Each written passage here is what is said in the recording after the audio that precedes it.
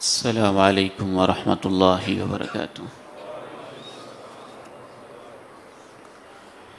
الحمد للہ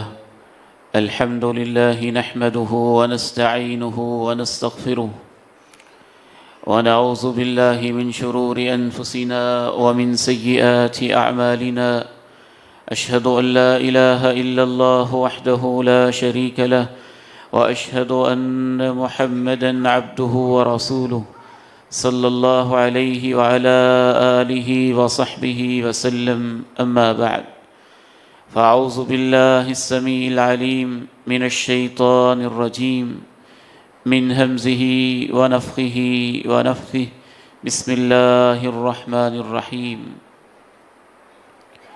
وما أصابكم من مصیبة فبما كسبت أيديكم ويعفو عن كثير، وقال عز من قائل ما أصاب من مصيبة في الأرض ولا في السماء ولا في أنفسكم إلا في كتاب۔ حضرات، آج پوری انسانیت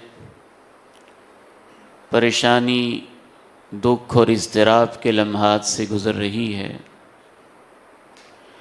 آج کے اس خطبہ جمعۃ المبارک میں قرآن و سنت نے جو پریشانی سے نکلنے کی راہیں بتائی ہیں کہ پریشانیوں سے نجات کیسے ملتی ہے، ان پر ہماری گفتگو ہوگی، اور مجھے اللہ سے کامل امید ہے کہ اگر ہم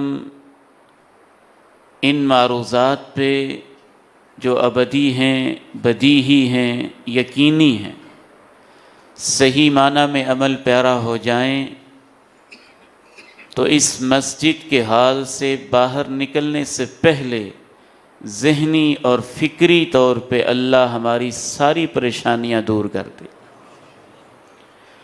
قرآن اور حدیث باتیں ہی ایسی ان کے اندر بتائی گئی ہیں کہ انسان پریشانیوں سے سکون پاتا ہے، اضطرابات سے چین پاتا ہے۔ جتنے بھی مصائب اور دکھ ہیں ان سے نجات کا سب سے پہلا راستہ قرآن و سنت یہ بتاتے ہیں کہ آپ پہلے سے یہ طے کر لیں اور اپنے ذہن کے اندر یہ بات بٹھا لیں کہ دنیا ہے ہی پریشانیوں کے لیے۔ ذہنی طور پہ اپنے آپ کو تیار کریں اور آمادہ کریں کہ آپ جنت میں نہیں ہیں، آپ دنیا میں ہیں، اور دنیا دار الابتلاء ہے، دار الامتحان ہے۔ مصائب، آزمائشوں، امتحانات، مشکلوں، پریشانیوں کا مرکز اللہ رب العزت نے دنیا کو بنایا اور اپنے بندوں کو پیشگی بتا بھی دیا کہ دنیا پریشانیوں کا گھر ہے، یہاں کسی نہ قسم کی پریشانی آ کر رہے گی۔ وَلَنَبْلُوَنَّكُمْ بِشَيْءٍ مِّنَ الْخَوْفِ وَالْجُوعِ وَنَقْصٍ مِّنَ الْأَمْوَالِ وَالْأَنفُسِ وَالثَّمَرَاتِ وَبَشِّرِ الصَّابِرِينَ الَّذِينَ إِذَا أَصَابَتْهُم مُّصِيبَةٌ قَالُوا إِنَّا لِلَّهِ وَإِنَّا إِلَيْهِ راجعون۔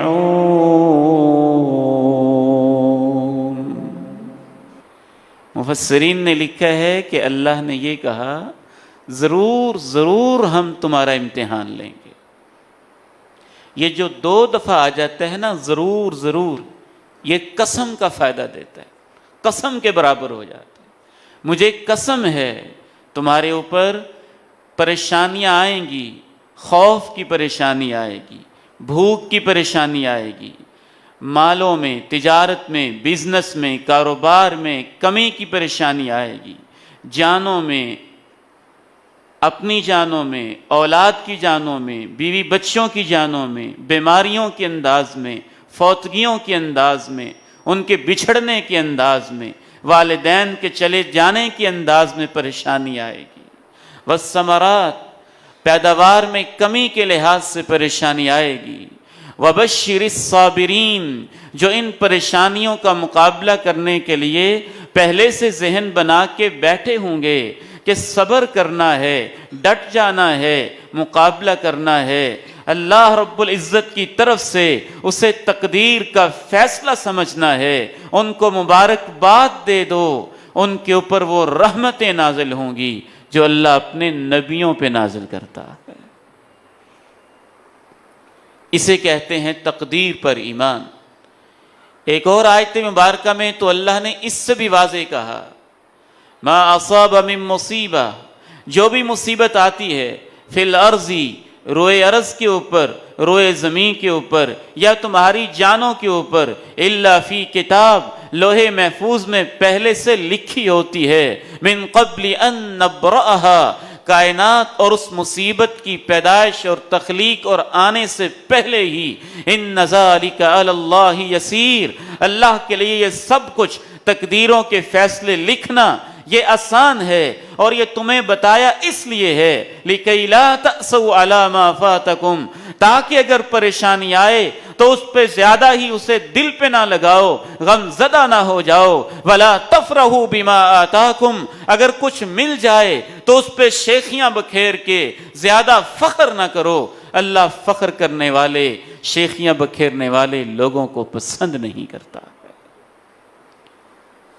اصل میں ہمارا یہ ذہن ہوتا ہے کہ پریشانی نہیں آنی چاہیے، جبکہ اللہ کہتے ہیں آ کے رہے گی۔ تقدیر کا فیصلہ ہے، ازل سے فیصلہ ہے، ابد تک فیصلہ ہے، ہر ایک پہ آئے گی، ہر انسان پہ آئے گی، ہر بشر پہ آئے گی، چھوٹے بڑے پہ آئے گی، مرد و عورت پہ آئے گی، امیر و غریب پہ آئے گی، صالح اور بد پہ آئے گی، نیک بدکار پہ آئے گی، انبیاء، صالحین، شہداء، اولیاء پہ آئے گی۔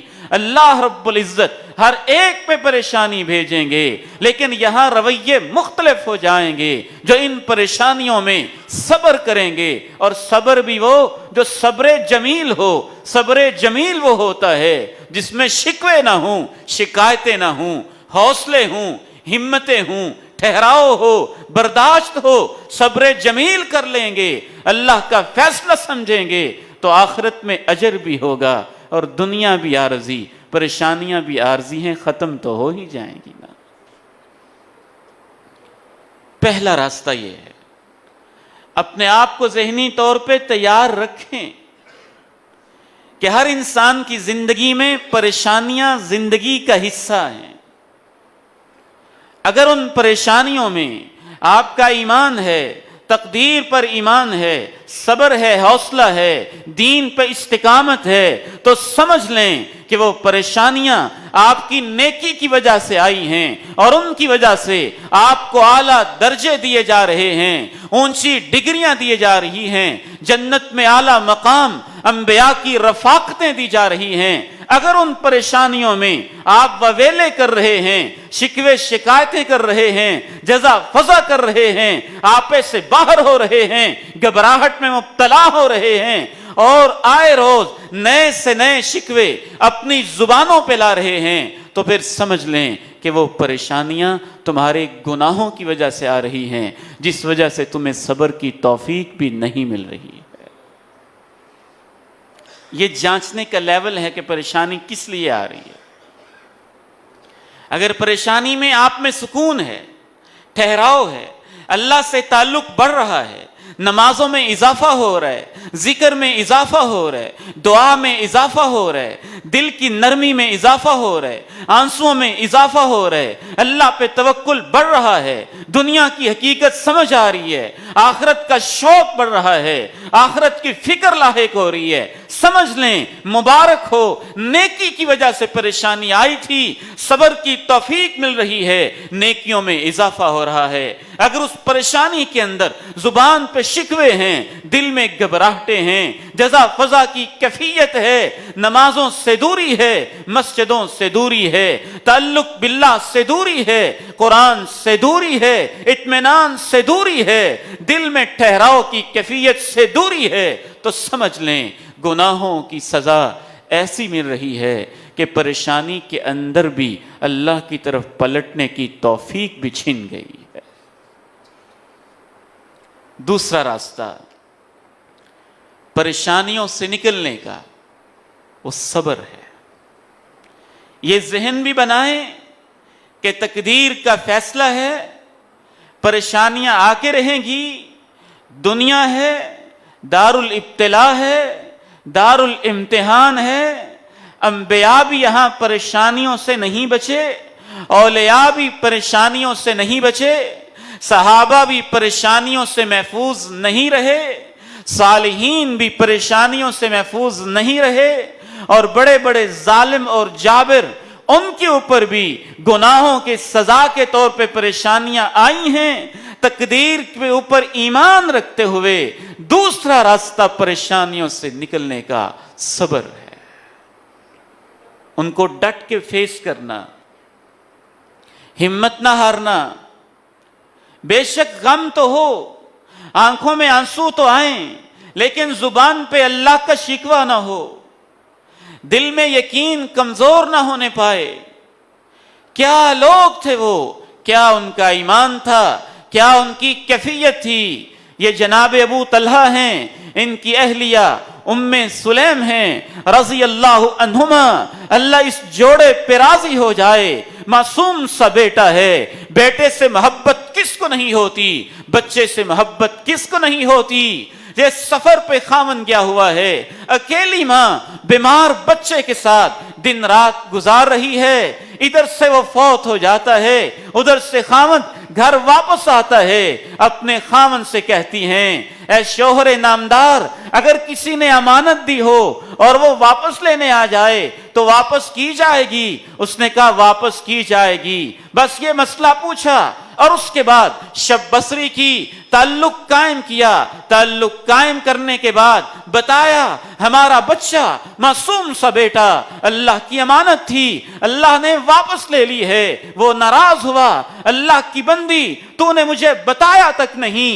اللہ کے پیغمبر تک یہ شکایت پہنچ گئی، اللہ کے پیغمبر نے دعا دی، میری دعا ہے اللہ تمہاری صبر والی اس رات میں برکتیں پیدا فرما دے۔ غالباً 7 یا 10 بیٹے اس کے بعد اللہ نے دیے، اور سب کو قرآن کا علم بھی اللہ نے نوازا۔ وَبَشِّرِ الصَّابِرِينَ الَّذِينَ إِذَا أَصَابَتْهُم مُّصِيبَةٌ قَالُوا إِنَّا لِلَّهِ وَإِنَّا إِلَيْهِ رَاجِعُونَ أُولَئِكَ عَلَيْهِمْ صلوات من ربهم ورحمة وأولئك هم المهتدون۔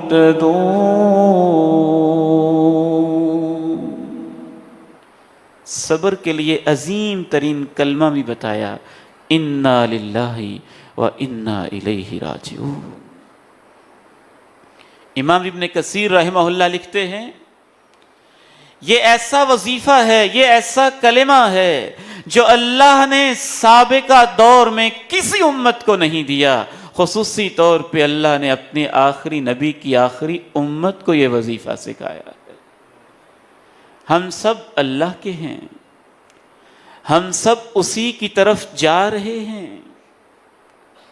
پرافٹ کا چلا جانا تھوڑا دکھ ہے، ہم سب جا رہے ہیں، ہماری مائیں جا رہی ہیں، کچھ چلی گئی کچھ جانے والی، ہمارے باپ کچھ چلے گئے کچھ جانے والے، ہمارے بیٹے اور بیٹیاں کچھ چلے گئے کچھ جانے والے، تاریخ کے ادوار کچھ گزر گئے کچھ گزرنے والے، انا للہ و انا الیہ راجعون، ہم تو سارے ہی جانے والے ہیں، ایسا وقت بھی آنے والا ہے کہ پوری دنیا بھی اس کی طرف جانے والی ہے۔ تو دکھ کس بات کا؟ دنیا تو ہے ہی جانے کے لیے، یہاں جو چیز بھی آئی جانے کے لیے، مال بھی آیا جانے کے لیے، آپ کی زندگی میں نہیں تو زندگی کے بعد آپ سے گیا اور آپ اس سے گئے، یہاں تو جو کچھ ہے ہی جانے کے لیے۔ انا للہ و انا الیہ راجعون، رب کے حبیب بیٹھے ہیں، قاصد آتا ہے، آپ کی بیٹی پریشان ہے، بیٹا ان کے ہاتھ میں ہے، لگتا ہے جان جانے والی ہے، آخری لبوں پہ ہے، آخری سانسوں پہ ہے، آپ کو یاد کر رہی ہیں، آپ تشریف لے آئیں، گھر میں آئیں، ان کو کچھ حوصلہ مل جائے، پیغمبر دو جہاں کی شہزادی ہے، آپ کی بیٹی ہے، آپ کی صاحبزادی ہے، نواسے کے جانے کی خبر ملی ہے، آپ فرماتے ہیں انا للہ و انا الیہ راجعون، ان للہ ما آتا ولہ ما اخذ وکل شیء عندہ باجل مسمی، چلا جائے گا تو جانا ہی تھا، اللہ ہی کا ہے، دیا بھی اس نے، واپس بھی وہ لے گا، ہر چیز ایک دن چلی جائے گی، ہر چیز کا وقت لکھا ہے۔ میری بیٹی سے کہو، جنت کی شہزادی سے کہو، صبر کا دامن تھامے اور اس صبر میں ثواب کی نیت کر لے۔ ہم تو یہ نیت بھی نہیں کرتے، ہم تو یہ نیت ہی نہیں کرتے۔ اہل ایمان پریشانیوں سے اور طرح ڈیلنگ کرتے ہیں، کافر لوگ اور طرح ڈیل کرتے ہیں، ایمان والے بیماریوں کو اور انداز میں ڈیل کرتے ہیں، بے ایمان لوگ بیماریوں کو اور انداز میں ڈیل کرتے ہیں۔ بدقسمتی کی بات یہ ہے کہ ہم لکیر کے فقیر بنے ہوئے ہیں۔ اہل ایمان پریشانیوں میں، دکھوں میں یہ امید رکھتے ہیں اللہ پہ کہ اس کا اجر ملے گا، اور صبر کا اجر آپ جانتے ہیں کیا ہوتا ہے؟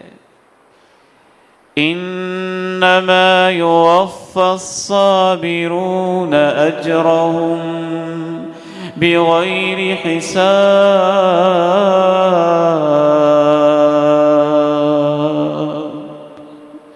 کوئی پیمانہ نہیں ہے جس سے صبر کا اجر دیا جا سکے۔ ہر چیز کے اجر کا ضابطہ ہے، ہر چیز کے اجر کا ضابطہ ہے۔ آپ نے نماز پڑھی، اس کے ثواب کا ضابطہ ہے، آپ نے حج کیا، اس کے ثواب کا ضابطہ ہے، آپ نے صدقہ و خیرات کیا، اس کے ثواب کا ضابطہ ہے۔ 100 گنا، 700 گنا، 1000 گنا، اتنے گنا دے دو۔ صبر ایسی چیز ہے، جب یہ دکھ آتے ہیں تو دکھوں کا بھی کوئی ضابطہ نہیں ہوتا، کیسے جگر پہ تیر چلتے ہیں، کیسے زخم لگتے ہیں، کیسے آنسو پھوٹتے ہیں، کیسے راتیں ویران ہو جاتی ہیں، کیسے دل بے چین ہو جاتا ہے۔ وہ رب کریم اگر اس کی تقدیر پہ ایمان رکھتے ہوئے صبر کر کے اجر کی نیت کر لیں تو ثواب بھی بغیر ضابطے کے ہوتا ہے، کوئی حد نہیں، کوئی حساب نہیں۔ اور روزہ تو سکھاتا ہی صبر ہے نا، یہ تو مہینہ ہی صبر کا مہینہ ہے۔ کیا بھوک سے پریشانی نہیں آتی، دھوپ سے پریشانی نہیں آتی؟ صبر ہی کی تو ٹریننگ ہے، یہی تو مشق ہے۔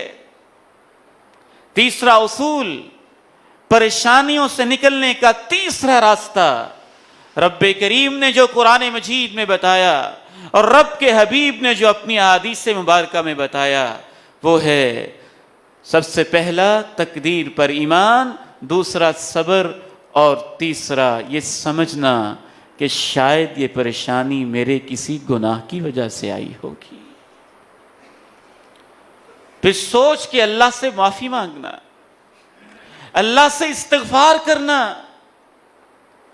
سلف صالحین یہاں تک لکھتے ہیں زمین میں تبدیلی آتی ہے تو ہمارے گناہوں کی وجہ سے، آسمان میں تبدیلی آتی ہے تو ہمارے گناہوں کی وجہ سے، سمندروں میں خرابی آتی ہے تو ہمارے گناہوں کی وجہ سے، ہوائیں تیز ہو کے طوفان بنتی ہیں تو ہمارے گناہوں کی وجہ سے، بارش رم جھم کی بجائے آندھی کے انداز میں آتی ہے تو ہمارے گناہوں کی وجہ سے، آسمان سے گرنے والی بجلی اگر وہ فصل کو طاقت دینے کی بجائے اس کو جلانے کا کام کرتی ہے تو ہمارے گناہوں کی وجہ سے، سمندر ٹھہراؤ کی بجائے بفر کے سیلاب بن جاتے ہیں تو ہمارے گناہوں کی وجہ سے، ظہر الفساد فی البر والبحر بما کسبت ایدی الناس لیذیقہم بعض الذی عملوا لعلہم یرجعون. خشکی اور تری کے اندر فساد رونما ہوتا ہے انسانوں کے ہاتھوں کی کمائیوں کی وجہ سے، تاکہ وہ ان کے کچھ گناہوں کا ان کو مزہ چکھائے، شاید کہ وہ واپس لوٹ آئیں. ہم تو ہیں ہی گناہ گار. ہمیں یہ سمجھ اس لیے نہیں آتی کہ گناہ ہوتے ہی بہت ہیں، پتہ نہیں چلتا کہ کس گناہ کی وجہ سے پکڑے گئے. سلف صالحین کو فوراً پتہ چل جاتا تھا کیونکہ ان کے گناہ تھوڑے ہوتے تھے، گناہ معمولی ہوتے تھے. کئی سال گزر گئے گناہ نہیں کیا، پھر پریشانی آئی، فوراً سمجھ جاتے تھے یہ غلطی ہوئی تھی، اس وجہ سے پریشانی آئی ہے. جناب صدیق کی بیٹی ہیں سیدہ اسماء رضی اللہ تعالی عنہا وارضاہا، سر پکڑ کے بیٹھی ہیں، درد ہو رہا ہے. پوچھنے والا پوچھتا ہے کیا ہو رہا ہے؟ فرماتی ہیں کوئی گناہ ہوا تھا، سر درد کے انداز میں اس کی سزا پا رہی ہوں. قاضی شریح رحمہ اللہ، جسم پہ زخم نکلا ہے، پھوڑا بن گیا ہے، پیپ بہ رہی ہے. پوچھنے والا پوچھتا ہے کیا ہوا ہے؟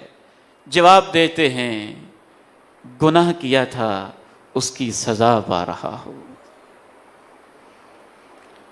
امام حسن بصری رحمہ اللہ، قرض چڑھ گیا اور بہت زیادہ چڑھ گیا، پریشان ہو گئے، غم میں مبتلا ہو گئے. پوچھنے والے نے پوچھا اتنا قرض؟ کہنے لگے 40 سال پہلے ایک گناہ کیا تھا، لگتا ہے کہ 40 سال کے بعد آج اس کی سزا مل رہی ہے. ان کے گناہ تھوڑے تھے نا، ان کو یاد آ جاتا تھا کیوں مل رہی ہے. اور ہماری تو گناہوں کا حساب ہی کوئی نہیں، تو ہمیں یاد کیسے آئے کس گناہ کی سزا ہے؟ ہمیں کیسے پتا چلے کس جرم کی سزا ہے؟ سوشل میڈیا کے پیجز پہ، مارکیٹوں بازاروں میں سود کے انداز میں، گھروں میں موبائلوں میں فحاشی بے حیائی کے انداز میں، دفتروں چوکوں چراہوں میں رشوت کرپشن کے انداز میں، نہ جانے کیا کیا گناہ ہیں جو ہم سے خطائیں ہو رہی ہیں.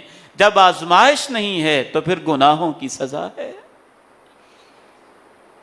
پھر اس کے لیے نکلنے کا راستہ توبہ ہوتا ہے، گناہوں کی معافی مانگنا.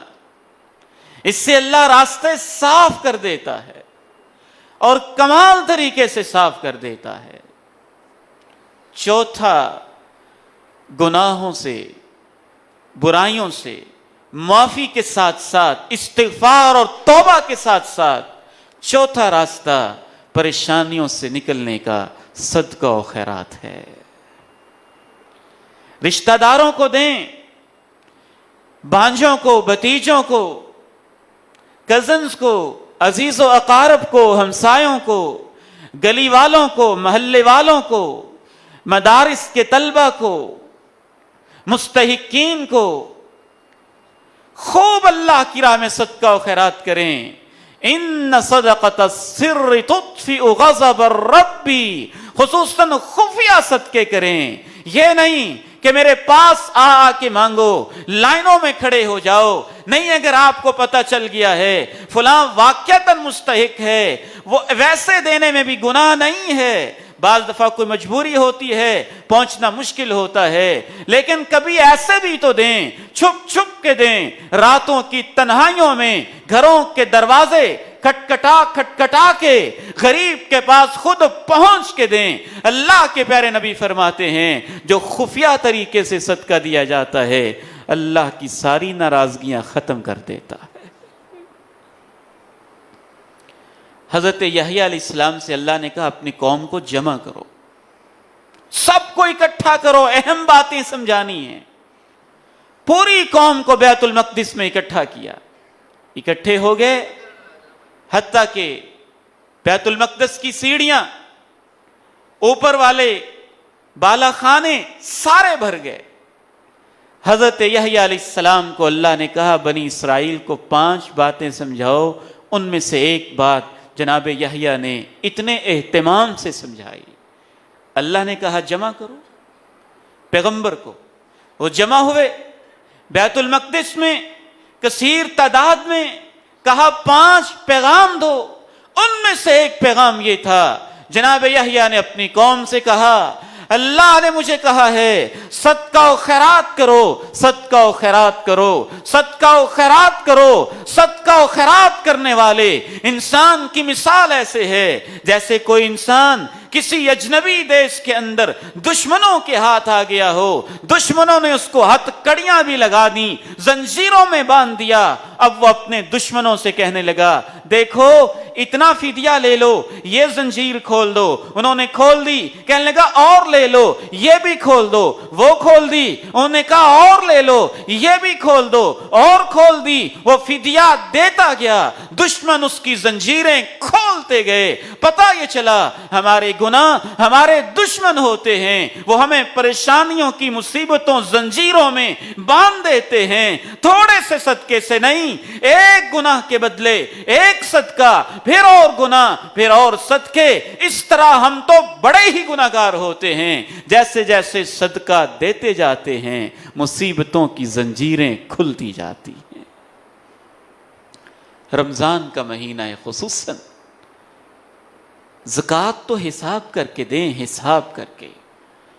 بڑی بد نصیبی سے کہتا ہوں, بڑے افسوس کے ساتھ کہتا ہوں, 2.5% زکوٰۃ دینے والے بھی صحیح حساب لگا کے ہمارے معاشرے میں شاید 4-5% لوگ بھی نہیں ہوں گے. 4-5% لوگ بھی نہیں ہوں گے. زکوٰۃ کے بعد پھر نفلی صدقے کا مرحلہ آتا ہے. جب زکوٰۃ تک لوگ نہیں دے رہے, اللہ کے پیارے نبی نے تو کنجوسی اور مصیبتوں کا آپس میں خصوصی جوڑ جوڑا, اور آپ نے فرمایا ما منع قوم زکاة اموالہم, جب لوگ زکوٰۃ نہیں دیتے ہیں الا منع القطر من السماء, آسمانوں میں تبدیلی آتی ہے. اللہ بارش کے قطروں کو روک لیتا ہے, لیکن اللہ پھر بھی جانوروں کی وجہ سے بارش بھیج دیتا ہے.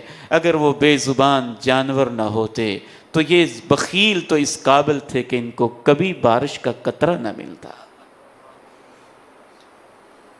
آخری گزارش کر کے اجازت چاہوں گا, اور اس پہ کچھ تفصیل سے میں آپ کے ساتھ ڈسکس کرنا چاہتا ہوں. ایک اہم راہ پریشانیوں سے نکلنے کی, ایک 5واں راستہ یہ ہے کہ آپ پریشانیوں میں سوچا کریں وہ کون کون سے لوگ ہیں جو آپ سے زیادہ پریشان ہیں, اور آپ یہ دیکھا کریں کہ میرے اوپر اللہ کے انعامات کتنے ہیں. بعض دفعہ 20 سال تک وہ رب کریم انعامات کی بارش برساتا ہے. 20 سال تک ہم جوان رہتے ہیں, رانا رہتے ہیں, توانا رہتے ہیں, صحت مند ہوتے ہیں, شکر کی توفیق نہیں ہوتی. 20 سال کے بعد ایک رات سر درد ہوتی ہے تو 20 رات کی نعمتیں ہم بھول جاتے ہیں اور ایک سر درد کو پکڑ کے بیٹھ جاتے ہیں. یہ کوئی اچھا رویہ تو نہیں ہے. یہ کوئی اچھا انداز تو نہیں ہے.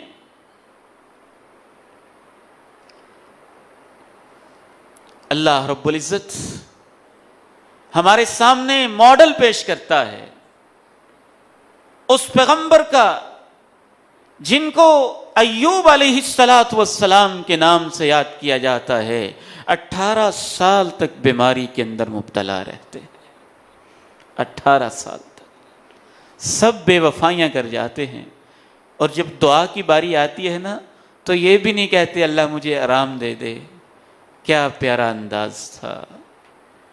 انی مسنی الضر وانت ارحم الراحمین. اللہ مجھے تکلیف ہو رہی ہے اور تو ارحم الراحمین ہے، تو ارحم الراحمین ہے. شیخ سعدی جا رہے ہیں، ایک شخص کو دیکھتے ہیں بڑا خوبصورت جوتا پہنا، اپنے پاؤں کو دیکھتے ہیں ٹوٹا ہوا جوتا، بھول جاتے ہیں مجھے اللہ نے علم دیا، بھول جاتے ہیں مجھے عزت دی، بھول جاتے ہیں مجھے وقار دیا، بھول جاتے ہیں مجھے صاحب قلم صاحب تصنیف بنایا. سب کچھ بھول کے بس ٹوٹا جوتا یاد رہتا ہے. زبان پہ شکوہ آ جاتا ہے اللہ یہ جاہل گنوار چودھری وڈیرا بن کے اتنا خوبصورت جوتا پہن کے جا رہا ہے اور میں ٹوٹا پھوٹا جوتا پہن کے جا رہا ہوں. مسجد کی سیڑھیوں پہ پہنچتے ہیں تو وہاں ایک انسان کو دیکھتے ہیں جو دونوں ٹانگوں سے محروم ہے. پھر سر جھک جاتا ہے اللہ میں گناہگار ہوں، میں ایک جوتے کا شکوہ کر رہا تھا، تیری مخلوق میں تو وہ لوگ بھی ہیں جو ٹانگوں ہی سے محروم ہیں. ان لوگوں کو دیکھیں ان مصیبت کے ایام میں. اٹلی کے لوگوں کو دیکھیں، باقاعدہ مجھے وہاں ایک رابطے والے عالم دین نے بتایا کہ یہاں ہمارا یہ حال ہے کہ بعض جگہوں کے اوپر اتنی لاشیں ہیں کہ ان کو سنبھالنے والا کوئی نہیں ہے. امریکہ میں کچھ ڈاکٹرز شاگرد کچھ دوست پڑھنے والے ان سے میں نے پوچھا، کہنے لگے بہت پریشان کن صورتحال ہے.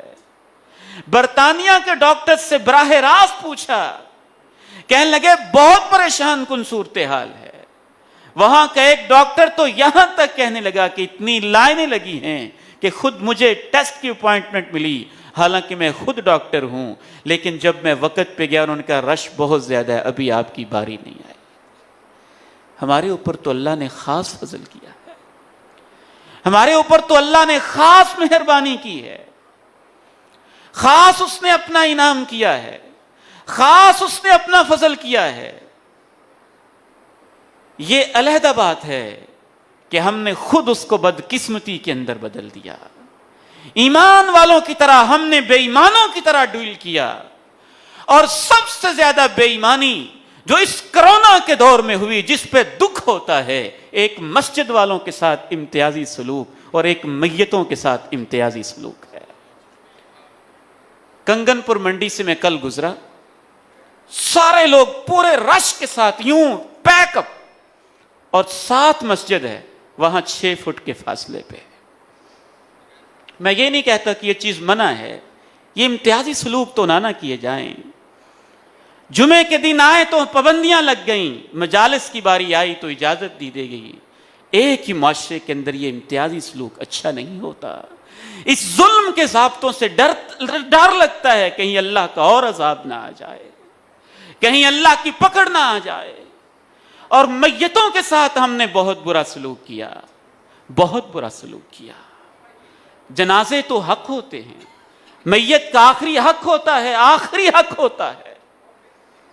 جب تک وہ بیچارہ زندہ رہا اس کی بیمار پرسی ہوتی رہی، جب فوت ہو گیا تو 20 فٹ کے فاصلے پہ کھڑا کر دیا گیا. میرا اپنا باپ، کیا وہ کورونا کا مریض نہیں ہو سکتا؟ میں 20 فٹ کے فاصلے پہ کھڑے ہو کے اس کا جنازہ پڑھوں گا؟ ایسی زندگی سے تو مجھے مرنا بھی اچھا لگے گا. آخری اہم ترین علاج وہ اللہ سے دعا ہے.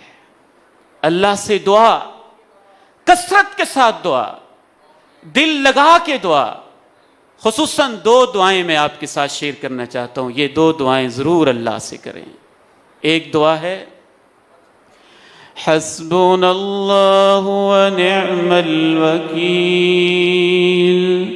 حسبنا اللہ ونعم الوکیل، نعم المولى ونعم النصير، حسبنا اللہ ونعم الوکیل، نعم المولى ونعم النصير۔ یہ جناب ابراہیم نے آگ میں پڑھی تھی، یہ ضرور پڑھیں۔ اور دوسری دعا انما اشکو بثی وحزنی الی اللہ، انما اشکو بثی وحزنی الی اللہ، انما اشکو بثی وحزنی الی اللہ، اللہ میں اپنے غم تیرے سپرد کرتا ہوں۔ یہ جناب یعقوب نے پڑھی تھی، ان سے سکون ملتا ہے، غم اللہ کے حوالے ہو جاتے ہیں۔ وقت تو لگتا ہے اور بڑا طویل وقت لگا، لیکن جب اللہ نے غم کو دور کیا تو جو یوسف بچھڑا تھا اسے بادشاہ بنا کے باپ سے ملاقات بھی کروا دی۔